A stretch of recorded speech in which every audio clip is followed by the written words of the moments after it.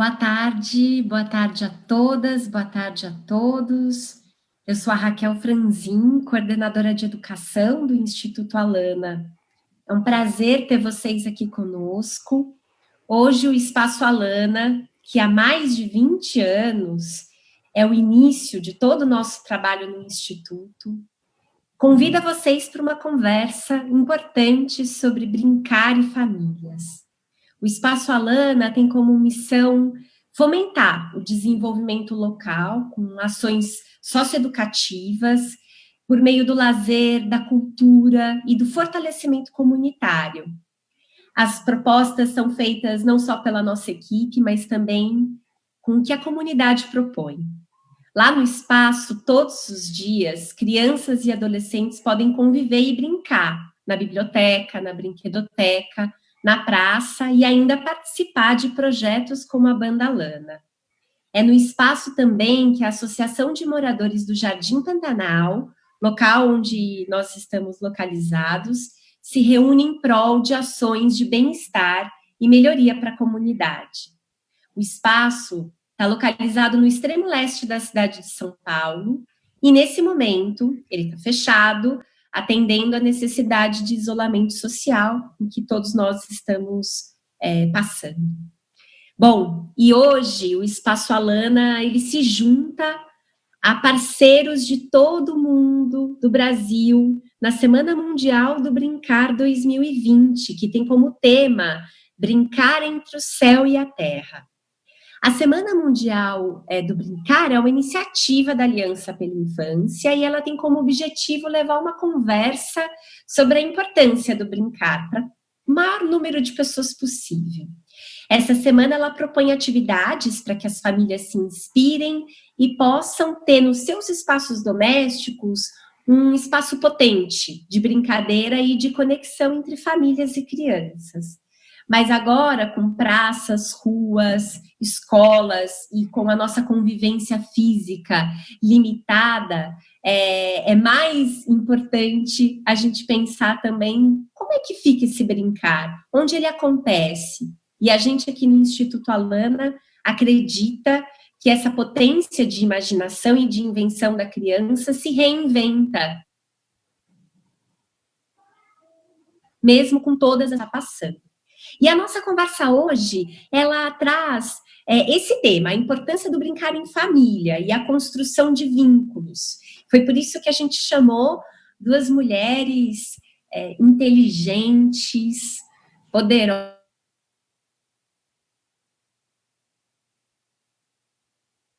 mestre em educação e uma criançóloga, se a gente pode dizer assim, e a Elisama Santos, que é psicanalista, escritora e educadora parental, para aquecer essa conversa com vocês. Vocês podem a todo momento mandar perguntas para nós, e elas vão responder isso ao longo aqui dessa pouco mais de uma hora da nossa conversa. É importante dizer que a gente também está acompanhado pelo Anderson, que é o nosso intérprete de Libras, para que essa conversa possa chegar ao máximo de pessoas possível, sem nenhuma barreira de comunicação e acessibilidade.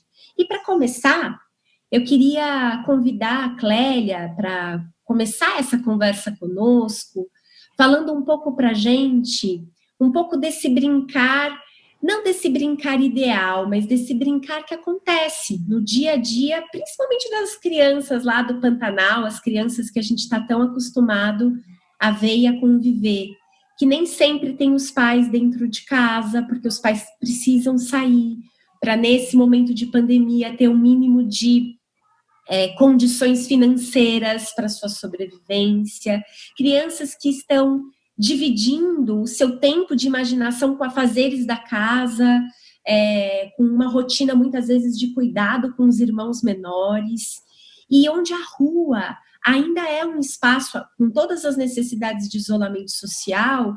As crianças nas comunidades, nas periferias dos grandes centros, elas ainda têm a rua como um grande espaço de convivência. Então, eu queria pedir para a Clélia começar essa conversa nos provocando a olhar para as interações em família, das famílias reais, das crianças reais das nossas comunidades. Então é isso, Clélia, começando com você. Boa tarde, Raquel, boa tarde, Elisama, boa tarde a todas as pessoas que estão aqui conectadas, né, conosco nessa tarde de segunda-feira, e pessoas que vêm participar dessa roda, né, de conversa, um diálogo, né, a gente interagindo com as pessoas sobre um tema extremamente importante, né. A Semana Mundial do Brincar, assim, eu encaro como uma provocação para nós adultos, né? Porque as crianças, elas não precisam de uma semana para brincar específica no calendário, né?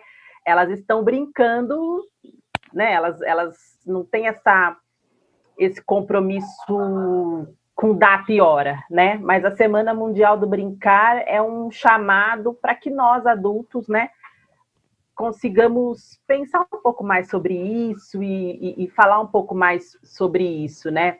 As crianças estão brincando a todo momento, né? Eu gosto muito de reforçar e de lembrar que não existe universo infantil desconectado do universo adulto, né? A criança, ela não está sozinha, então se os adultos estão em condições favoráveis, essas crianças estão também em condições favoráveis, né? Se os adultos estão em situações vulneráveis, as crianças também estão em situações vulneráveis. Então, não há universo infantil totalmente desconectado do universo adulto, né? As coisas andam muito juntas, né? E aí, pensando um pouco na provocação que você fez, né, Raquel, foram muitas, né, de pensar essa criança real, nessa casa, dentro dessa casa real, nessa vida real, né? As crianças brincam mesmo quando a gente não quer que elas brinquem, porque elas não têm outro modo de se comunicar, elas não têm outro modo de estar no mundo, né? É pela brincadeira, né? A minha professora Ana Lúcia Goulart de Faria sempre reforçava, né, que as crianças aprendem mesmo quando a gente não tem a intenção de ensinar. Do mesmo modo, as crianças brincam, mesmo quando a gente não depende da nossa permissão. Elas vão brincando, inclusive, a nossa revelia, né? Mesmo se não tem o brinquedo, enfim, elas criam um universo imaginário com o repertório que elas têm na mão, né? Seja estruturado, seja não estruturado, elas criam um repertório, criam um mecanismo e elas brincam, porque é desse modo que elas estão no mundo, né? Não há a principal linguagem da criança é a brincadeira, né? O modo dela se conectar com ela, com as pessoas, com os lugares é através do brincar, né? Sobretudo a criança bem pequena. Não há outro tipo de linguagem tão forte, não há outro tipo de expressão tão forte como a brincadeira, para que ela possa se conectar, né?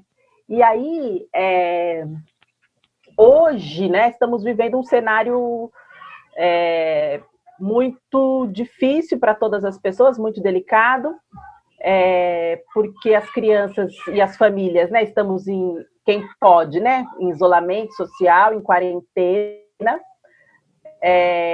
quem tem as condições de ficar dentro de casa, estão dentro de casa, as crianças estão sem um espaço de brincar, que seria o espaço da escola, né, as escolas estão fechadas, como você bem disse, né, as crianças estão sem os parques, sem as praças, sem a rua propriamente dito, né?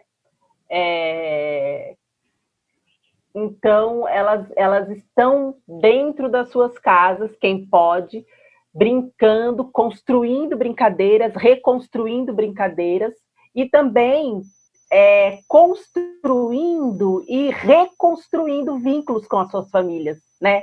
A gente, enfim, somos uma sociedade muito diversa, né? A gente chega eu fico sabendo, né, enfim, conversa com amigas e tudo mais, quer dizer, que esse momento de quarentena tem sido um momento onde as crianças estão se conectando mais aos seus pais, ou o contrário, talvez, né, os pais se conectando mais às suas crianças, porque estão com ela por um tempo maior, então estão se integrando mais, brincando mais, se reconectando, né? Em contrapartida, a gente tem também aquelas famílias onde os pais continuam trabalhando, porque trabalham nos serviços essenciais, então eles estão indo para a rua, eles estão saindo, essas crianças estão sem a escola, ficando em casa, muitas vezes ficando em casa com outras crianças, né?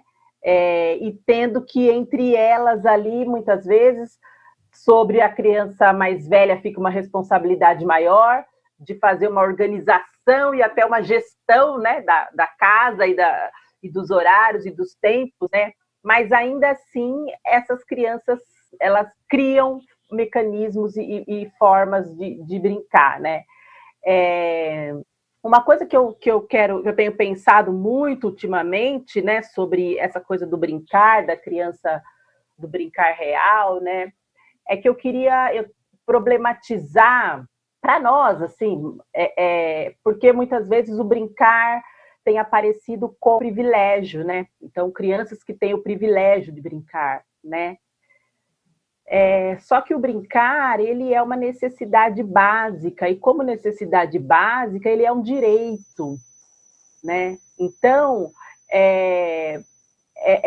entre o direito e o privilégio, né? Eu acho que a gente precisa reivindicar o direito que a criança tem de brincar, todas elas, né? Brincar livre, brincar com seus pares, né? Brincar na rua, brincar na praça, enfim, brincar na escola. Então, brincar é um direito essencial da criança. É a principal linguagem que ela se conecta no mundo, não é um privilégio, né? Então, o que nós temos hoje, sobretudo numa sociedade desigual como a nossa, independente desse momento histórico da pandemia, né, mas fora isso, né, numa sociedade desigual como a nossa, o que nós temos são crianças que têm o seu direito negado ao brincar, né? Elas não podem brincar, elas não conseguem acessar esse direito, porque elas não têm, muitas vezes elas têm que trabalhar, elas não têm o direito de brincar numa praça, porque a praça está suja, porque a praça está quebrada, porque a praça, enfim, tem adultos ali que não permitem que essa criança transite, então ela não tem o direito de brincar na praça. Ela não tem direito de brincar na rua, porque a rua é dos carros, do caminhão, né? Ou seja, são diferentes modos de violar esse direito essencial, que é o direito do brincar, né? E aí o brincar acaba ficando como um privilégio das crianças que podem brincar, enfim, nos seus condomínios, que podem brincar nas suas casas, que podem brincar, enfim, nos playgrounds de shopping e etc e tal, né? Então, eu acho que para essa Semana Mundial do Brincar, assim, se eu pudesse fazer se eu tivesse nesse lugar, sabe, de fazer um apelo, um chamado, sei lá que nome que a gente pode dar, da gente diminuir, talvez, esse conceito de brincar como privilégio e reivindicar o brincar como direito, né, de todas as crianças, né? Então, a criança que não está brincando, ela não é que ela não acessou o privilégio, ela está tendo o seu direito negado, né? E aí, nessas condições que você traz das crianças, seja aí do Jardim Pantanal ou das crianças das periferias do Brasil, né? Essas crianças também não estão conseguindo acessar o seu direito ao brincar, né? Porque vivem em comunidades, em regiões extremamente vulneráveis, sem saneamento básico, que colocam aí a sua saúde em risco, né? Infelizmente, a gente teve o último caso da semana passada do menino João, né? Que foi morto enquanto brincava em casa, né? Ou seja, dentro de casa, né? Então a gente está falando brincar em casa com a família e etc. Não vai para a rua e etc. Ele estava brincando em casa, né? E foi, aspas, encontrado por uma bala, né? Por uma arma de fogo. Então, as crianças nas regiões periféricas e vulneráveis estão com seu direito ainda mais ameaçado, ainda mais usurpado, né? Então, embora elas tenham uma natureza transgressora, no sentido de que elas vão brincar, mesmo que a gente não queira, né? Mesmo que a gente fala, não está na hora de brincar, fulano. Ela dá um jeito de brincar com a mão, ela dá um jeito de brincar com um pedacinho de papel, de brincar, enfim, né? Elas transgridem o tempo todo, isso é maravilhoso, né? A gente tem essa infância transgressora. Mas, por outro lado, quando você diz da gente criar, como adulto, né, espaços potentes, condições potentes, né? Muitas vezes esse espaço potente, essa condição potente, ela não acontece porque existe uma série de outros fatores que impactam, né? Para que aquilo que cabe a nós, adultos, né? Quer dizer, o que é responsabilidade nossa, né? Uma vez que a criança brinca, uma vez que é a linguagem principal da criança é o brincar, é assim que ela se relaciona com o espaço, que ela se relaciona com ela mesma, né? Isso ela faz sozinha. Para nós adultos, o nosso papel é organizar o tempo e o espaço, né? Cabe a nós, né? Então, organizar o tempo e o espaço para que elas brinquem, para que elas produzam ali as suas culturas, as suas linguagens. Só que muitas vezes a gente não tem como também, numa situação de vulnerabilidade, a gente também não consegue propor o tempo e o espaço, né? Porque o tempo e o espaço, as urgências, e assim, quando eu falo de urgências, as urgências básicas, elas são tão gritantes, elas são tão emergenciais e violentas, muitas vezes, né? Que fica difícil, fica mais complicado mesmo, né? Construir esse espaço potente de brincadeira. E quando eu falo espaço potente de brincadeira, eu não estou dizendo com brinquedos ultra, mega tecnológicos ou coloridos, ou que fala, que grita, que anda, que rola. O espaço potente é permitir que a criança mexa nas coisas de casa, né? Mexa na sua gaveta, na gaveta da cozinha, na caixa. Esse é um espaço potente, só que o que acontece? Parece que é uma coisa simples, né? Vou deixar que ela mexa na gaveta da cozinha e pegue ali a colher de pau e pegue ali não sei o quê e faça, enfim, cria ali as culturas. Muitas vezes o contexto do adulto é tão desestruturado no sentido, né, das urgências que ele precisa dar conta, das preocupações, dos medos, das violências, etc. e tal, que até isso, permitir que a criança mexa nas gavetas, que a criança fuce alguma coisa e construa brincadeiras a partir dali, até isso muitas vezes acaba ficando difícil, né? E é um simples que se torna complicado, porque o adulto muitas vezes está muito inundado com outras preocupações, com outras urgências, com outras emergências, né? Então, criar um espaço potente, ele está longe de ser um espaço luxuoso, com brinquedos de última geração e com não sei o quê. Não é disso que a gente está falando, né? A gente está falando de disponibilidade, né? O brincar em casa, brincar com a família, ele está muito relacionado a nossa disponibilidade adulta para brincar com essa criança, a nossa disponibilidade de tempo e a nossa disponibilidade afetiva, né? Agora em casa, por exemplo, as minhas filhas, o tempo todo, todas as crianças estão chamando os adultos para brincar em casa. Vem brincar. Toda hora traz uma coisa para vem mostrar um brinquedo, vem fazer não sei o quê. Aí lê um livro para mim, eu quero fazer isso, vamos brincar de mamãe e filhinha, aqui em casa é isso. Ultimamente a gente fazendo tanta comida nessa época de quarentena que a principal brincadeira aqui em casa é restaurante. Vamos brincar de restaurante, não sei o quê, né? Então, elas me convocam para brincar o tempo inteiro.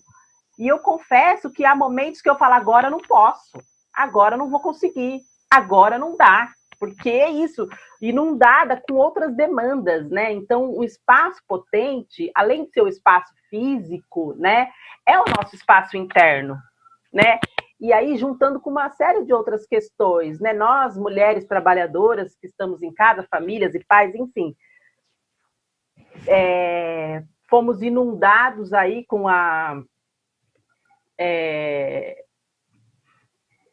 está muito inundado aí com um número de serviços que veio para casa, né? Então, muitas vezes, a gente não consegue dar conta de brincar com essa criança, né? Por conta do acúmulo de trabalho que estamos tendo em casa, né? Mas, mesmo assim, elas transgridem, elas inventam brincadeira, elas criam condições de brincar, apesar, né? Apesar muitas vezes da nossa resistência, enfim. Clélia, deixa eu te falar uma coisa. Ai, gente, se vocês deixarem, eu disparo falar, não paro mais. Você tem que me cortar. Não, é que nesse tempo chegaram algumas perguntas a partir da fala, e aí eu queria aproveitar, uma das perguntas tem muito a ver com o que você acabou de falar, trazendo um pouco o olhar, sempre em perspectiva com os adultos e com as famílias, né? Então, a Glaucia Otero, eu não sei de onde ela é, mas Glaucia, obrigada por estar aí com a gente. Ela fala assim, como é que a gente assegura uma relação saudável de brincadeira com essa criança quando a família, ela não tem esse básico para ser suprido e ela precisa batalhar por esse básico. E aí eu queria aproveitar para passar a bola para a Elisama e vocês começarem aqui uma conversa. Elisama, a Clélia falou muito, né? Esse brincar não é privilégio, esse brincar é direito, e se ele é direito, ele não pode ser responsabilidade só das famílias. Elas não podem ser as únicas responsáveis ou preocupadas em criar um ambiente potente para que as crianças brinquem. Como é que a gente pode apoiar, Elisama, as famílias, além de todas as questões políticas, além de todas as questões de nós mulheres, que muitas vezes, né, trabalhadoras, a gente está em muitas famílias à frente aí, né, da condução desses lares, mas como é que a gente pode apoiar as famílias nesse momento? Porque o problema não é só o que a pandemia trouxe para a gente já vivia com enormes dificuldades e barreiras de conexão entre filhos e pais, com todas essas demandas que a gente precisa batalhar. Olha, primeiro eu quero dizer que é um prazer participar. A fala da Clélia saiu abrindo tantas portinhas na minha cabeça que a gente fica sem saber até que porta que eu vou entrar para falar. Mas, enfim, essa questão importantíssima que a Clélia trouxe com o direito, o brincar como um direito. E que na nossa vida atual tem ganhado esse status de privilégio sem ser, porque é um direito.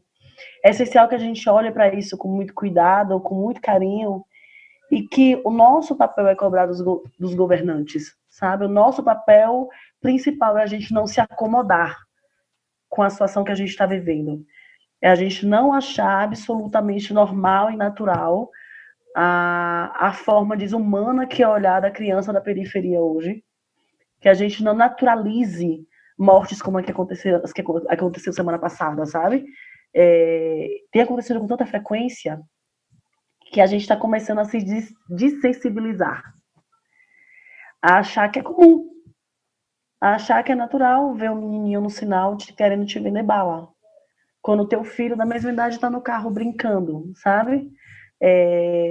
Seguro, com escola e com tudo garantido. Óbvio que é normal que a gente olhe e fale, não, mas eu não tenho como mudar isso. Não, individualmente a gente não tem. Mas o nosso papel no coletivo tem. Da cobrança dos governos, da responsabilidade em cada voto que a gente dá, na responsabilidade em cada escolha de poder público que a gente dá, no discurso político que nós temos apoiado. Né? Sempre que eu, enquanto mãe, falo sobre política, eu escuto que eu não devo falar sobre política, que eu devo seguir falando sobre maternidade. Mas a maternidade, ela é política. Tudo é política. Tudo é política. E o ato de você questionar determinadas estruturas sociais é essencial para que o brincar seja um direito respeitado, que não deixou de ser direito. Só tem sido ignorado, sabe? Só tem sido desrespeitado de uma maneira muito grande. E quanto ao espaço potente, nessa última pergunta que você fez, que a Gláucia, né? A Clélia falou algo que é essencial, que é do espaço interno. Esse espaço interno que o pai e a mãe, né, que o adulto responsável por essa criança precisa ter, ele é muito maior do que é muito mais importante do que o espaço externo. Independente de onde eu vivo, de onde eu esteja, da situação que eu esteja, sem romantizar, pelo amor de Deus, nada, mas uma criança, ela consegue brincar com uma formiga no chão, ela consegue brincar com um palito de fósforo. A criança, ela guarda em si o encantamento do mundo, sabe? Então ela consegue se encantar com a nuvem, ela consegue se encantar com as coisas mais incríveis que a gente nem olha mais. A criança consegue se encantar. E aí a gente, o adulto cuidar desse espaço, para que ele consiga também ter o mínimo disso, sabe? De espaço interno para permitir esse encantamento, mesmo que eu já não me encante como essa criança. Mas permitir esse encantamento dessa criança. E é óbvio, quando a gente não está com as necessidades básicas, mais básicas atendidas, é muito difícil você criar espaço, porque o teu espaço todo está destinado à sobrevivência, sabe? Mas se a gente se relembra da importância da infância, existe dentro de nós ainda uma capacidade de encantamento, mesmo com todas as dores. Tem uma música do Emicida que eu adoro, e que tem uma parte que ele fala: permita que eu fale para além das minhas cicatrizes, né? Que eu exista para além das minhas marcas e das minhas cicatrizes. A pessoa que não tem as necessidades básicas atendidas não quer dizer por si só que ela é uma pessoa amarga, que não tem esse espaço de encantamento, sabe? A gente consegue sobreviver e viver mesmo com alguns buracos faltando nesse estado, nessa vida, porque a gente tem essa necessidade de resistência, essa capacidade de resistência, porque principalmente o povo preto e pobre desse país a resistir é o que mais se faz, desde que se chegou, desde que começou a história desse Brasil, sabe? Que existe ainda uma capacidade de encantamento e de brincadeira, mesmo com as condições básicas não atendidas. E eu te digo isso porque, por vezes, eu atendo famílias com muito dinheiro, com todas as condições básicas nesse sentido atendidas e que não tem o mais remoto espaço interno para as crianças, sabe? Que não tem a mais remota disponibilidade para essas crianças. Então, é óbvio que devemos cobrar do Estado para que nenhuma família tenha que se preocupar com o prato de comida no dia a dia. Isso é claro, isso é algo social que, infelizmente, o Estado que nós estamos, da forma que nós estamos sendo governados, não está sendo olhado. Mas a gente também precisa pensar que a capacidade de encantamento, ela está com o ser humano, e a capacidade de permitir que o mundo seja um espaço potente para a criança se desenvolver e brincar, ela meio que independe disso, sabe? Não é uma condição da barriga cheia. Muitas vezes tem muita gente de muita barriga cheia e que não tem essa capacidade. As pessoas que eu guardo na minha memória de infância, que mais me encantaram, as vezes que eu mais me senti encantada na vida, foram as vezes que eu estava na roça, com pessoas com pouquíssima condição financeira, que eram as vizinhas da minha avó e a minha avó, e que tinham um encantamento pela vida como ninguém que eu conhecia tinha. Sabe? Então é algo muito mais profundo que isso. E aí a gente entrando um pouquinho nesse tema do espaço de brincar e família, há um tempo eu li uma frase, eu não lembro o autor, que dizia que o mundo, ele é brincante. O problema é só o adulto não atrapalhar a criança nesse processo. Porque a criança sabe brincar. A criança sabe brincar, a gente esqueceu. Porque a gente cresceu ouvindo que o brincar não interessa. né? A gente cresceu com um aprendizado de que tudo que é relacionado ao universo infantil é algo ruim. Né? Ah, você é toda criança, que coisa infantil. Não é brincadeira, não. Então a gente vai aprendendo que o brincar ele é desimportante. A gente vai aprendendo que o brincar é desimportante. Então, nós, enquanto adultos, nós esquecemos, nos desconectamos da importância do brincar, não só na criança, a importância do brincar para o próprio adulto. Porque nós precisamos desse encantamento na vida. O ser humano é um ser brincante. E a gente se desencantou e a gente vai se desencantando as nossas crianças. O que a Clélia falou da brincadeira como a vasilha, a tampa, uma colher, sabe? Meu Deus, quantas vezes eu ia fazer comida e eu não tinha muito... O que não tinha ninguém para me ajudar, não tinha meu marido trabalhava o dia inteiro, não tinha nenhuma vizinha, ninguém próximo que ficava comigo. Eu pegava meu filho pequeno, sentava ele, quando ele estava neném, sentava ele no chão, botava todas as vasilhas do lado e eu fazia comida com ele ali, com vasilhas, e era a maior brincadeira do universo. A criança não precisa de muito, né? Então, assim, acho que essa fala da Clélia sobre o espaço interno e sobre esse brincar sendo qualquer lugar potente para a criança brincar, me tocaram muito. A criança realmente, ela tem a vontade, a vontade de brincar, ela é tão forte, ela é tão natural da criança que ela transgride qualquer regra para brincar. Às vezes eu falo com meu marido, tem hora que eu queria separar esses dois meninos, que eu quero dar um banho, eles estão brincando, assim, um banho, dá só um banho, eles inventam uma brincadeira e o banho dura 2 horas. Eu falo, gente, pelo amor de Deus, parem 2 segundos de brincar para conseguir tomar banho em 5 minutos, eu não queria dar um banho em meia hora, sabe? Mas é isso, eles existem logo, eles brincam logo existem, né? Olha só, tem muitas perguntas chegando aqui a partir das provocações que vocês estão trazendo, e eu vou pedir para que vocês falem sobre essas perguntas agora, tá? Sem muita ordem entre vocês. Quem se sentir à vontade, fala. Temos muitas professoras acompanhando, que devem ser mães, avós, tias ou professoras, e como vocês falaram, a ausência da escola hoje, ela tem um impacto enorme na vida da grande maioria das crianças e adolescentes que estão no sistema público de educação e que ali tinham, com todas as críticas que as escolas possam ter, mas ali tinham um espaço, pelo menos na educação infantil, às vezes menos no ensino fundamental, mas um espaço de reconhecimento do brincar como linguagem. E hoje, essa ausência da escola, né, coloca educadoras e educadores num lugar de, muitas vezes, ajudar as famílias a encontrar esse espaço de conexão, esse espaço de disponibilidade para os filhos, que vem pelo brincar, né? Porque brincar é vínculo, brincar é conexão entre a criança e o mundo, entre a criança e a família.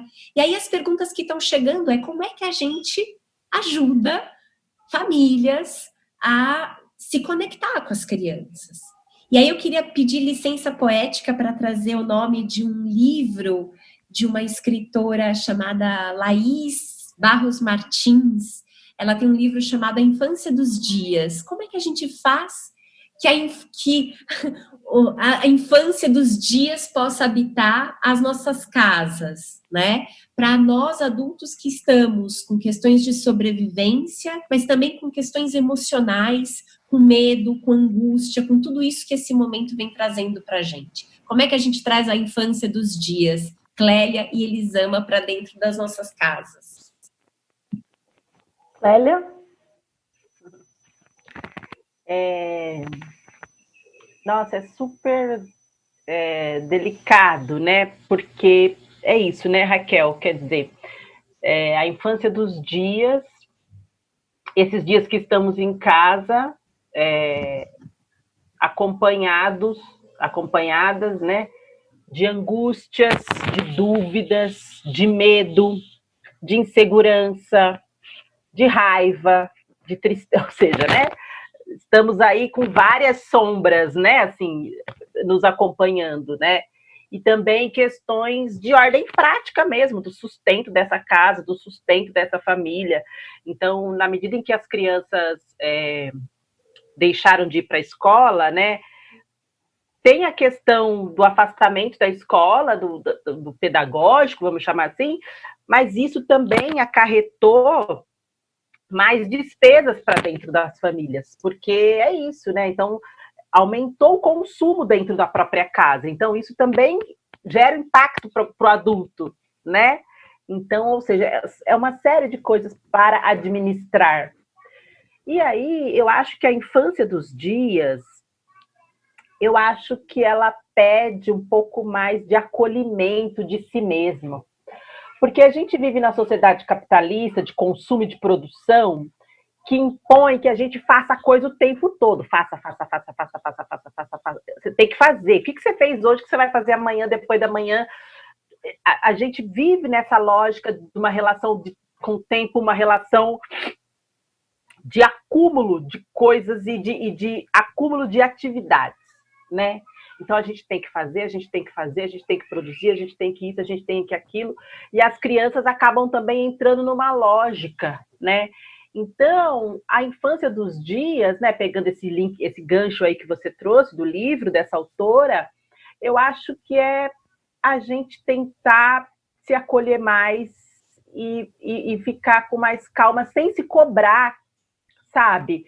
Esses dias aqui na minha casa eu estava cansada, como qualquer pessoa, maternidade real, vida real, e as minhas filhas, elas querem brincar porque elas pegam fogo as duas, né? E aí eu falei para elas, era uma tarde assim, a gente estava no sofá, não sei o quê. Ai, mãe, vamos fazer isso. Falei, gente, agora nós vamos brincar de dormir. Quem dormir por último, perde, assim. Porque, né? Eu, obviamente, fui a primeira a dormir, exausta, mas enfim. Mas é isso, sabe? Porque eu também entendo que as famílias entram numa lógica que é imposta também por nós, educadores, muitas vezes, pela sociedade de modo geral, que é a sociedade da produção, de fazer coisas, né? E, tudo bem se a criança não fizer nenhuma atividade dirigida, tudo bem se a criança, sobretudo a criança bem pequena, tudo bem se ela não fizer nenhuma atividade, né, aspas, pedagógica, sabe? Tudo bem se ela, a atividade de hoje, o que vai ser hoje de manhã? Gente, vamos escolher feijão, assim, né? Esse feijão que estiver bonitinho, você põe nessa vasilha. O feijão que estiver quebradinho, você põe no... Quer dizer, já do ponto de vista do Piaget, né, faz seriação, já faz uma série de... etc e tal. Mas não é para dar esse caráter pedagógico à escolha do feijão, esse caráter, né, psicologizante, não é isso. Mas o que eu quero dizer é que eu acho que a infância dos dias pode ser a infância das coisas simples, pode ser a infância da vida real, sabe? E as famílias, eu acho que a gente precisa se acolher enquanto família, enquanto ser humano, e puxar o freio de mão mesmo, sabe? E eu acredito muito nisso. Tudo bem se a gente não fizer hoje uma atividade pedagógica super legal. Tudo bem se eu não fizer cabaninha. Ai, tô vendo aqui no Instagram, todas as minhas amigas fizeram cabaninha. Ai, eu não tô fazendo cabaninha, tô em dívida agora. E agora preciso fazer uma... Não se trata disso, sabe? Então, acho que como que a gente pode apoiar as famílias, né? Os professores estão perguntando. Apoiar as famílias nesse momento, as famílias de crianças pequenas, gente, o apoio é um apoio muito mais da ordem do emocional, da ordem das relações, né? Então a professora mandar um oi, né? Eu tenho uma experiência que eu vivi aqui em casa, minha filha menor, a Isha, está num SEI, aqui da prefeitura, e ela recebeu um tempo, logo no começo, enfim, uma mensagem da professora, falando, oi, Aisha, como é que você tá? Tá tudo bem? Espero que você esteja bem. O rostinho dela, assim, deu uma iluminada, porque era isso que ela queria, ela quer contato, relação com aquela pessoa, sabe? Ela não tá preocupada se a professora vai mandar sei lá o quê, enfim. Às vezes mandam também, né? Vamos fazer uma massinha, vamos plantar um feijão, vamos fazer não sei o quê. Mas conseguir ver essa outra pessoa com quem ela construiu o vínculo, né, gente? Educação, ela é relação. Então, nesse momento, sobretudo com as crianças pequenas, né, o que as crianças pequenas estão perdendo nesse momento de pandemia, elas estão preservando a sua saúde. Esse é o principal, acho, ponto, para a gente não perder de vista, né? Preservando a própria saúde e a saúde das outras pessoas. Isso é o principal. Mas eu acho que a principal, se a gente tiver que falar o que as crianças estão perdendo nesse momento, né, que estão fora da escola, falando das crianças pequenas, né, as crianças pequeninas, elas estão perdendo a possibilidade de se relacionar com outras crianças e com os outros adultos. Agora, esse conteúdo conteudista, sabe? Não se trata disso, né? A gente está falando de outras coisas, né? As crianças maiores, elas também estão perdendo esse momento de encontro, de convívio, né, gente? Porque o que é a escola, né? A escola é corpo, a escola é encontro, a escola é se relacionar, a escola é... Enfim, nós temos amizades de escola até hoje, né? Assim, e grandes amizades feitas nesse território escolar, né? E com as nossas crianças não é diferente. A criança não fala que quer ir para a escola, eu quero ir para a escola porque eu quero terminar de fazer aquela equação. Não, ela fala, eu quero ir para a escola porque eu vou encontrar o Gustavo. Eu quero ir para a escola porque eu vou encontrar com a professora, né? Então, ela tem... É sobre vínculo, né? É do vínculo, é da pessoa humana, dos corpos que fazem parte daquele território, né? Então, o auxílio, né, enfim, que eu sugiro, e que é o auxílio que eu estou recebendo como mãe de 2 meninas em idade escolar, é muito gratificante receber a mensagem das professoras delas, falando oi, chamando pelo nome, como é que você está, e lá, né? A gente tem essa barreira da tela, mas vamos tentar fazer um bom uso, então, né, da tela, da tecnologia, dessa nova linguagem que se colocou, né? Então, eu, como mãe, tenho recebido e tenho ficado muito agradecida, sabe? Pelas mensagens que as professoras têm mandado, pelo oi, pela musiquinha, vamos cantar junto uma música, e aí você manda, né? As crianças pequenas sabem usar o celular, elas sabem WhatsApp melhor que a gente. Então, é isso, a infância do hoje, né? A infância dos dias, ela é, para mim, né? Ela é uma infância da simplicidade, ela é uma infância do menos, né? É uma infância do estar junto. É uma coisa que eu construí com a minha filha menor aqui, e que eu acho super gracinha, assim, que eu tô até envaidecida, assim, porque, logo que ela fez com a filha dela. Eu gosto muito de chá, né? E ultimamente, sempre gostei, desde sempre. E a minha filha tem me acompanhado nos chás. E ela, mesmo quando eu não estou, ela fala, quem vai fazer um chá de camomila para mim? Eu acho isso bárbaro. Porque ela aprendeu nesse período, né? Olha, ela aprendeu o chá de camomila, que é gostoso, e ela pede, sabe? Então, é o momento que a gente fala, o que a gente vai fazer agora? A hora do chá. Você quer chá do quê? Camomila, outra, você quer chá do quê? Eu quero chá mais, sabe? Então, eu acho que essa é a infância dos dias, da gente se acolher e se rebelar, sabe? Contra o capitalismo no sentido da produção, de ter que fazer coisas, dessa competição, de quantos livros você leu, de quantas cabaninhas você fez, de quantas séries você assistiu. Enfim, cobrar menos, né, Clélia? Eu acredito, sim. Eu acho que eu acho que os professores também podem apoiar a gente, os pais muito, tendo compaixão pelo processo de cada pai e cada mãe, né? Assim, exato. Quando você recebe aquelas tarefas com data para entregar, e, poxa, mas o que você não entregou? E tem professor que vem nesse nome, mas como que você não entregou, né? Tem algumas mães que têm me falado, nossa, mas a professora está cobrando. E existe um momento, nós estamos vivendo um momento muito único, né? As escolas estão com medo, os professores estão com medo, tanto as escolas públicas quanto as escolas particulares. A gente não sabe o que vai acontecer no futuro, a gente não sabe a realidade das nossas escolas, a gente não sabe nada. E aí a escola quer provar que o professor, o Estado cobra do professor que ele mostre o trabalho, né? Que ele ganhe, mostrando porque é que ele está ganhando salário.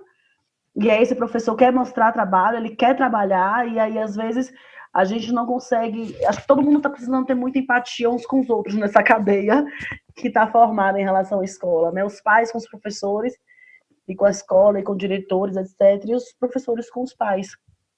Porque a gente realmente vai falhar muito. Eu não sei nem se cabe o conceito de falha dentro de uma pandemia, né? Assim, a gente vai jogar algumas coisas para cima, sabe? Vão ter coisas que a gente não vai fazer, porque algum desses pratinhos desse nosso malabarismo diário, algum desses pratinhos vão ter que cair pela nossa sanidade mental. E tem algo que a Clélia falou que eu digo muito, que é me acolher. Eu preciso acolher as minhas limitações, porque eu sou humana. Não existe uma super nada. Vão ter coisas que eu não vou dar conta. E a nossa irritação, ela em regra, a raiz da irritação é um outro sentimento que a gente não tá olhando, né? Então, às vezes você tá frustrado, você tá angustiada, você tá com medo, etc e tal, e você não olha para esses sentimentos e vê essa capinha da raiva que te faz sentir protegido daquele sentimento. Então, eu tô com raiva. Mas o que a raiva tá falando? A raiva tá falando da minha tristeza, a raiva tá falando da minha angústia, a raiva tá falando da minha frustração. Então, eu tenho escutado de muitos pais que estão gritando mais com as crianças, que estão completamente impacientes, que reclamam o tempo inteiro. E aí a minha pergunta para esses pais tem sido o quanto você tem se permitido chorar. O quanto você tem se permitido assumir seu medo para você. Não tem que ser para ninguém. Sabe? Seria ótimo se você pudesse chorar esse medo acolhido por alguém, mas para você, sabe? O quanto você tem, de certa forma, calado os seus sentimentos, que você tem que ser forte. Eu tenho que ser forte, então eu não vou ter um tempo para chorar, não. Não tem para parar e pensar que eu tô triste, que eu tô angustiada, que eu tô frustrada. Todos nós, dentro dessa pandemia, estamos vivendo algum tipo de luto, né? Todos nós perdemos planos, planos foram desfeitos, planos foram adiados, planos foram transformados durante essa pandemia. Muitos de nós estão sem saber como é que vai pagar as contas no mês que vem. Então, assim, nós estamos vivendo um momento emocionalmente muito complicado. E se a gente não acolhe os desdobramentos dessas emoções nesse momento, os desdobramentos desse momento, como ele está chegando em mim nesse momento, se eu não acolho isso, esse meu sentimento ele vai virar raiva, ele vai virar irritação com meu filho, sabe? Ele vai virar irritação com o mundo. Eu sempre digo que quando a gente está com barulho interno alto, que é esse barulho da minha cobrança interna, esse barulho das minhas questões, eu tenho que fazer isso, eu tenho que fazer aquilo lá, a criança faz, mãe, você faz, o quê? Né? Aquele barulho interno alto, ele te torna completamente intolerante para qualquer barulho externo, para qualquer demanda do outro. Então, para que eu tenha esse espaço interno para dar para o meu filho, eu preciso me permitir olhar para as minhas emoções, sabe? Eu preciso, porque se elas estiverem tão grandes que elas estão aqui, eu não vou ter espaço interno para brincar, não vou ter espaço interno para trazer a infância para os meus dias.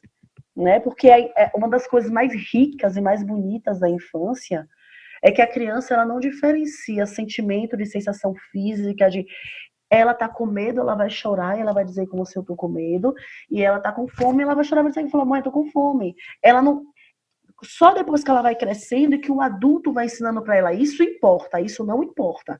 E isso você pode sentir, isso você não pode sentir. Que a criança vai separando uma coisa da outra. Enquanto ela está ali vivendo essa infância livre, ela sabe que o medo, que acolher o medo e a tristeza é tão importante como matar a fome com um prato de comida. Sabe? Ela sabe que está tudo integrado. E eu acho que quando a gente se acolhe, como a Clélia falou, quando eu me permito sentir a parte gostosinha da vida e a parte que não está tão gostosinha assim. Quando eu me permito chorar, como eu me permito fazer como uma criança que encosta nos pais, e é algo que eu aprendi com os meus filhos e que me encanta muito, falar, mamãe, você cuida de mim? Eu acho tão linda a liberdade, a pureza de falar, cuida de mim que eu tô precisando de um cuidado hoje. E que nós perdemos, sabe? Então, quando eu me conecto com esse lado vulnerável da vida, existe um lado vulnerável meu. A minha vulnerabilidade não é sinônimo de fraqueza. A minha vulnerabilidade não é sinônimo de fraqueza, ela é sinônimo de humanidade. Quando eu me conecto livremente a esse meu lado vulnerável, sem nenhum tipo de julgamento sobre ele, eu estou trazendo a infância para a minha vida. Porque foi na infância que eu perdi isso. Então, quando eu trago isso no meu dia, na minha vida adulta, eu estou me conectando com essa criança de uma maneira mais livre, sabe? Lisama, a gente está aqui pensando, né, como é que em meio a tudo isso a gente pode ter espaços de imaginação, de acolhimento, de conexão, primeiro com nós mesmos, para depois ter com as crianças. E não para de chegar perguntas das educadoras e dos educadores. E eu acho que eu tenho essa responsabilidade como moderadora aqui de trazer essas angústias de quem talvez pela primeira vez na história também tem aí um lugar de reinvenção, né? Se nós, famílias, estamos precisando nos reinventar, imagine, então, educadoras e educadores. Eu queria compartilhar aqui com você, com Clélia também, que ainda que pareça lógico e possível para as pessoas criar um espaço interno, ainda há muita angústia. E vou trazer uma das pessoas que perguntou isso, a Isabel Silva, perguntando como é que a gente faz quando não há espaço nenhum, ou quando o espaço físico é muito limitado, né? Como que a gente reinventa o olhar sobre os espaços? Porque a gente sabe da capacidade que as crianças têm de transformar uma caixa, um espacinho do banheiro, embaixo da pia, num enorme lugar de imaginação. Mas como é que a gente muda o nosso olhar como educadoras, como famílias, para os espaços que a gente está convivendo hoje, que, enfim, para alguns é a casa, para outros ainda é a casa e a rua, né? Como é que a gente reinventa o nosso olhar? Cara, eu acho que a gente reinventa o olhar observando as crianças. Elas são as mestras nisso. Elas não pararam de inventar. Se você convive de alguma forma com uma criança, você sabe que ela não parou de inventar.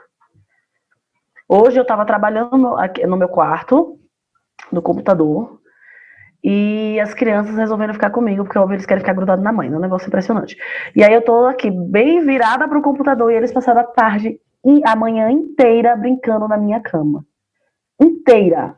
A cama era uma espaçonave, daqui a pouco a cama era um planeta, e de repente a cama virou tudo, sabe? Chegou Dumbledore do Harry Potter e misturou com o personagem do Capitão Cueca, e eles estavam todos brincando na minha cama de manhã. E eles passaram, sem nenhum tipo de exagero, 2 horas seguidas brincando na minha cama. Uma cama. Tipo, quantos metros quadrados tem uma cama? Sabe? E essa cama foi tudo. Essa cama foi de tudo. Então, como é que eu faço isso? Saindo do lugar do adulto. Eu não tenho que saber. Se eu tenho uma criança perto, eu não tenho que saber. Eu tenho que deixar ela me guiar. É que para o adulto é muito difícil deixar a criança tomar conta em qualquer situação, né? A gente quer guiar a criança, a gente quer mostrar que a gente sabe, a gente quer dirigir, porque a adultez, ela faz isso, ela faz a gente achar que esse é o nosso papel na vida dos nossos filhos, na vida dos nossos alunos, é dirigir, né? É dar esse espaço, é guiar, é mostrar o quanto eu sei. E não é sobre isso que se trata o brincar, sabe? O brincar não cabe isso. E no brincar, eles são os mestres. A gente esqueceu a importância do brincar e como brincar. Então, o que eu faço? Deixa a criança guiar. Todo pai e mãe que chega para mim e fala, Elisama, eu não sei brincar, eu não sei mais como que brinca, tem muito tempo que eu não brinco com meu filho. Cara, só escuta teu filho, só observa, sabe? Só percebe que ele vai saber te guiar pela brincadeira. A criança vai saber te levar para todos os universos. Daqui a pouco vinha a pergunta, mãe, quantos planetas tem o sistema solar? Sei lá, filho, Plutão não é mais planeta, eu já perdi as contas. Peraí que eu vou olhar. E assim, sabe, mudou, né, da nossa época para agora. Tirou o Plutão de planeta, já não sei mais nada. E aí eu fiz, filho, peraí, vamos pesquisar. São 8, então a gente agora são 11. Cara, eles estavam na cama. Se você não quiser coordenar a brincadeira, se você simplesmente se permitir guiar pela criança, e aí você ganha, não é só a capacidade de brincar, você ganha encantamento pela vida. Sabe? Você ganha encantamento. Esses dias eu deitei, Peguei umas maquiagens, velho, eu tava muito cansada, fiz o jogo da Clélia, tava muito cansada, deitei e fiz, vocês vão me maquiar, porque eu sabia que eles iam me deixar dormir, se eu deixasse eles me maquiar. Oh, nossa, ok, acordei com a cara toda pintada, marido e eu, né? Mas assim, eles estavam tão felizes, assim, eu tava exausta, brincar deitada pra mim são as melhores brincadeiras do universo, e aí consegui, acordei toda pintada, eles riram pra caramba, a gente gargalhou por horas, foi uma coisa que me conectou com o lado bom das coisas, sabe? Que me deixou mais leve, que eu consegui rir, que eu consegui gargalhar com eles. Depois a gente tomou banho, lavou o rosto e pronto. Então, é leve, tem como ser leve, sabe? Por mais pesado que seja a vida e por mais pesado que seja o momento, existem momentos de respiro e a solução está no brincar. Esses momentos de respiro estão no brincar, estão com a criança. Então, a gente retoma o encantamento quando a gente se permite observar a criança. Só olhar. Se deixa guiar pela criança. A Clélia falou que cada 5 minutos a criança vem chamando a gente para brincar, né? E eu acho importante demais. A gente não vai conseguir aceitar todos os convites de brincar. Não vamos conseguir aceitar. Mas é importante de vez em quando a gente aceitar, pelo menos uma vez, sabe? O convite de mãe, vamos brincar? Vamos. Vamos brincar de quê? Eu não sei brincar. Você me ensina o que é para brincar? Eu ensino. E eles têm paciência para ensinar. Eles ensinam a gente com muito amor, com muita entrega, sabe? Eles estão prontos para isso. Elisama, queria pegar uma bola aí que você jogou para a gente e pedir para a Clélia agora dar uma levantada nessa bola. A gente precisa sair da condução. E quando a gente está falando em brincar, de que brincar a gente está falando? A gente está falando na Semana Mundial do Brincar, dentro do Instituto Alana, no Espaço Alana, a gente está falando sobretudo de um brincar de livre iniciativa da criança, um brincar de escolha da criança. Não que ele tire o adulto, mas um brincar que venha, né, dessa iniciativa, dessa potência de escolher, dessa potência de se engajar, dessa potência de fazer algo com os recursos que estão ali à mão.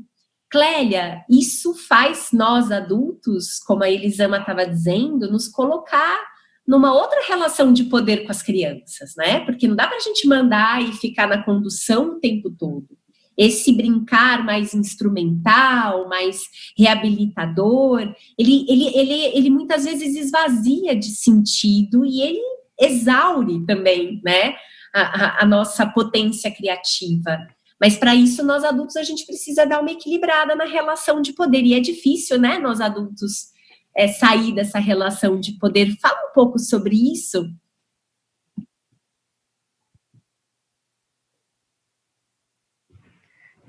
A Clélia tá aí? O microfone. O microfone dela tá desligado. Microfone, Clélia, tá. Tá Eu não estava vendo a Clélia, olha só. Aí, foi. Nossa, muito legal, Raquel, porque, veja, o brincar livre, né, gente, ele é tão potente, mas, ao mesmo tempo, ele é muito difícil. Por quê? Porque nós somos uma sociedade controlada, né? Nós vivemos uma relação, em relações de poder, constantemente, né? A história do Brasil é uma relação de poder, né? A história do Brasil é de uma relação de pessoas donas de corpos de outras pessoas, né? Pessoas que falavam isso pode, isso não pode.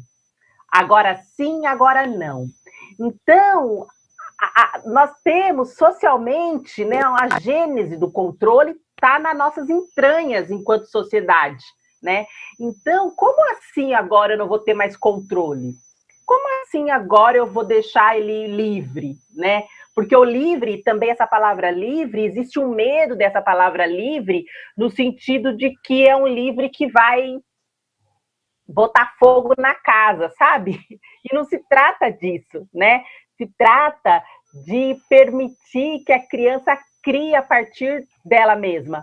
Mas nós somos uma sociedade extremamente vigiada, extremamente controlada, extremamente, enfim, que precisa vigiar o tempo todo, que fica muito difícil deixar a criança livre, né? Fica muito difícil deixar a criança brincar a hora que ela quer. Por quê? Nós, adultos, a gente entra num ritmo, socialmente falando, que o único dia lúdico para nós é o domingo. Na verdade, agora mudou, né? O único dia lúdico é a sexta-feira, o sextou. O que é o sextou, gente, do adulto? É o dia de brincar, assim, sextou, porque fica fica uma energia diferente no ar, né? No sentido, olha, acabaram as obrigações, acabaram as coisas pesadas, agora, ufa, sextou, vamos brincar, né? A gente podia usar a hashtag sextou, tipo, agora, vamos brincar. Então, assim, é o brincar com hora marcada, com dia marcado, com hora marcada, com local marcado, né? Fora desse dia, dessa hora, desse espaço, já não é mais brincadeira, né? Então, relações de trabalho, onde você tem um trabalho mais descontraído, um ambiente de trabalho mais descontraído, é como se aquele trabalho não fosse sério, como se aquele trabalho não fosse trazer resultados, porque é um ambiente mais descontraído. Ou seja, tem que haver controle, né? Então, eu acho que na medida em que a gente conseguir fazer um olhar para a sociedade, porque, gente, o que é a nossa família, né? A gente está o tempo todo reproduzindo também paradigma cultural e social, né? Nos foi ensinado que tem que ser controlado, que tem que ser assim, então a gente vai reproduzindo, né? Nós somos parte de uma geração, não sei se todo mundo que está aqui assistindo, mas enfim, onde tínhamos pouquíssimos brinquedos, né? Era um brinquedo ou outro, que ficava guardado lá em cima do guarda-roupa, na caixa, o famoso maleiro. Vocês são da geração do maleiro? Tá tudo lá no maleiro. E aí, as coisas só descia do maleiro no domingo ou no sábado, ou se você for boazinha, eu deixo você pegar as coisas do maleiro. Então, assim, um controle, né? E assim, a criança que ganhava pontos, digamos assim, era aquela criança cuidadosa, que a boneca não estava descabelada, que o carrinho não tinha quebrado a rodinha, significa que ela era uma criança boa, né? Mas também, ao mesmo tempo, significa que ela foi uma criança que não brincou, porque se ela não descabelou a boneca, ela não brincou. Se o menino não perdeu, né? A criança não perdeu a parte do Lego, é porque ela não brincou. Então, a gente tem uma raiz de controle extremamente forte. Então, assim, para permitir o brincar livre, a gente precisa se libertar também do excesso de controle, do excesso de domínio de todos os espaços. Não acredito que a gente tem que dar um contorno, porque, por exemplo, eu, diferente da Elisama, que deixa as crianças brincar na cama, aqui na minha casa, o espaço que eu não quero que brinquem é no meu quarto. Eu já falo logo, eu falo, gente, no meu quarto, não. Inclusive, meu quarto passa boa parte do tempo com a porta fechada, porque é o lugar que eu quero... Sabe aquele momento que você precisa escapar? Não tem um momento que as mães escapam? Sabe aqueles 5 minutos que você vai desaparecer? Eu preciso sumir por 5 minutos.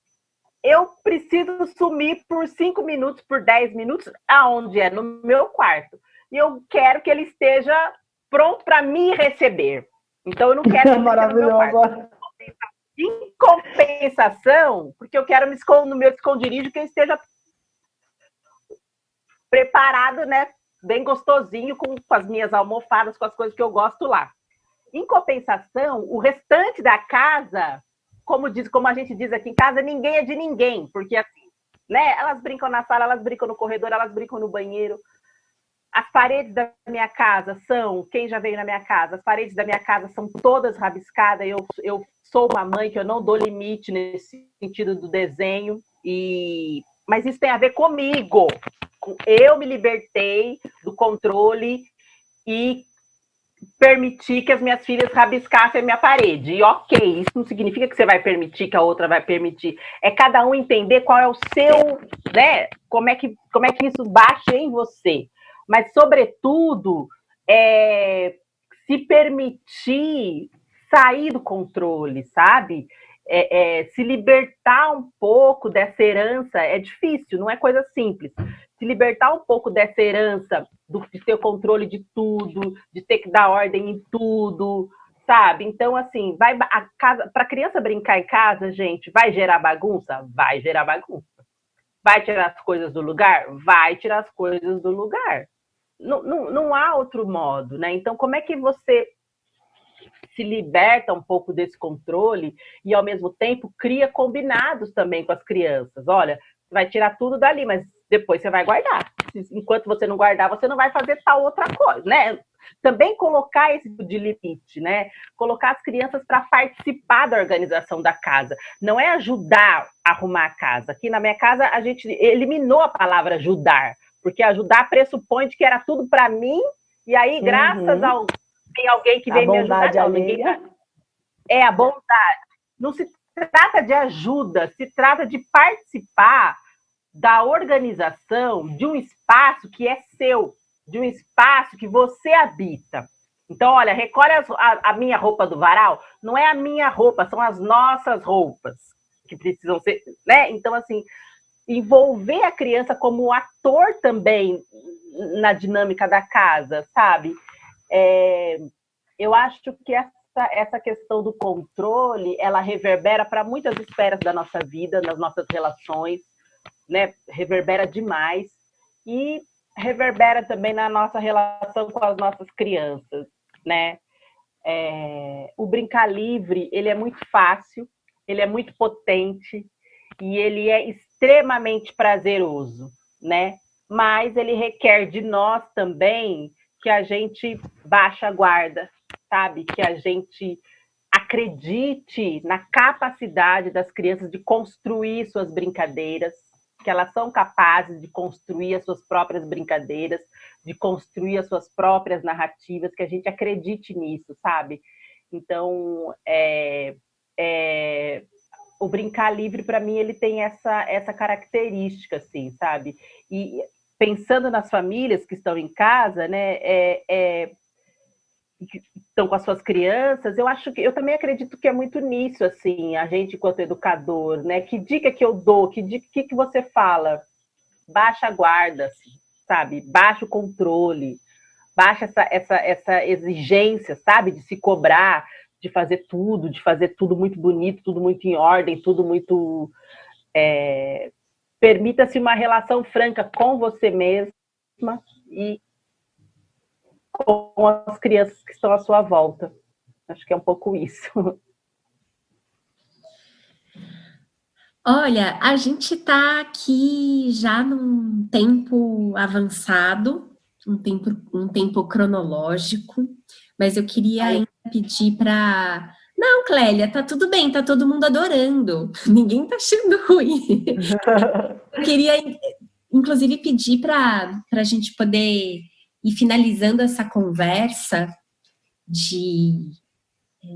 pedir para a Elisama fazer algumas considerações finais junto com a Clélia. A Clélia acabou de trazer aí algumas considerações finais, de vocês poderem trazer ainda algum ponto que não tenha sido falado. A gente tem muita gente acompanhando nesse momento, temos quase 800, mais de 800 pessoas acompanhando ao vivo, do começo ao fim, essa conversa. Isso mostra que estamos todos precisando de apoio, de palavras de acolhimento, de olho, ainda que tenha essa tela aqui nos separando, um olho no olho. Peguem seus chazinhos, que aí a gente vai fechar agora com Elisama e Clélia esses minutos finais. Nossa, eu acho que foi uma conversa tão gostosa e passa tão rápido, né? Quando o papo tá bom, passa rápido. A gente nem percebe. Eu quero reforçar algo, na realidade, que já foi falado. Não quero trazer nada novo, não. Eu quero reforçar que a gente tenha flexibilidade com as regras e que nós tenhamos compaixão com nós mesmos, sabe? Nós estamos vivendo um momento que não temos, na nossa história próxima, nada semelhante. Esse momento que nós estamos vivendo, na nossa história recente, não tem nada semelhante.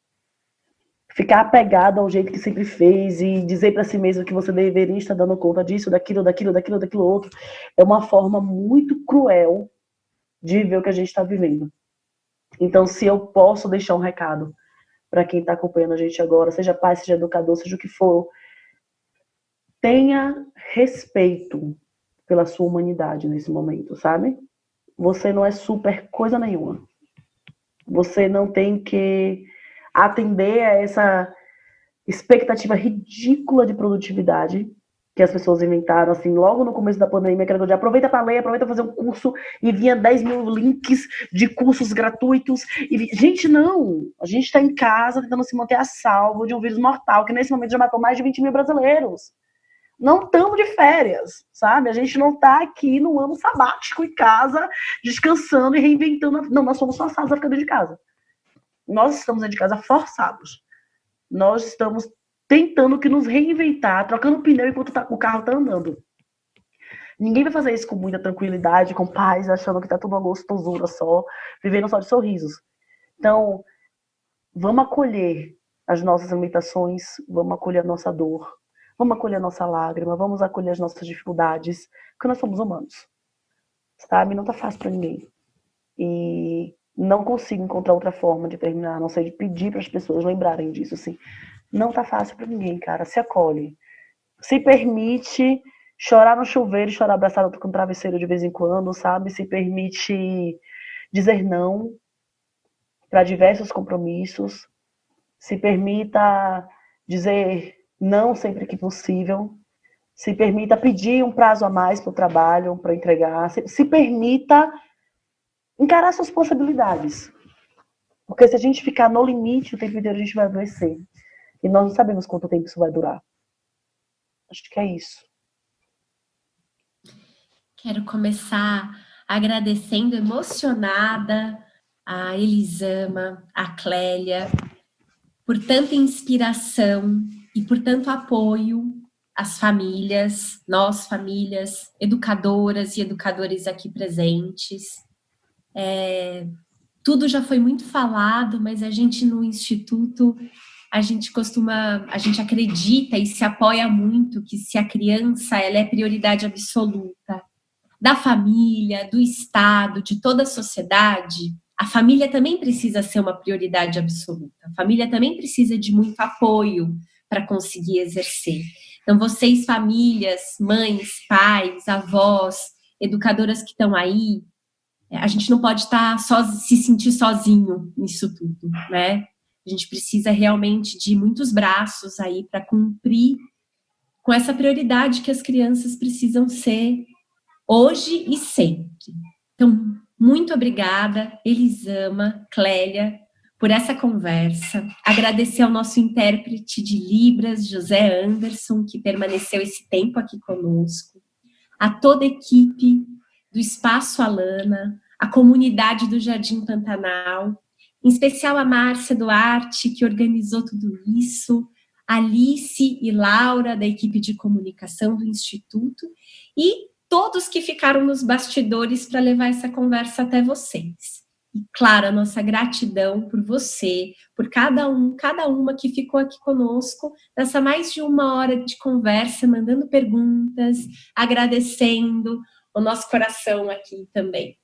Bom, aqui no Facebook do Espaço Alana, você ainda pode saber mais informações da Semana Mundial do Brincar, que segue até o dia 29, sempre às 14 horas, pela página do Espaço Alana aqui no Facebook. Fique bem, cuide dos outros, cuide de você. Se der, fique em casa e até mais. Um abraço a todas e todos. Até. Tchau, gente. Tchau. Obrigada.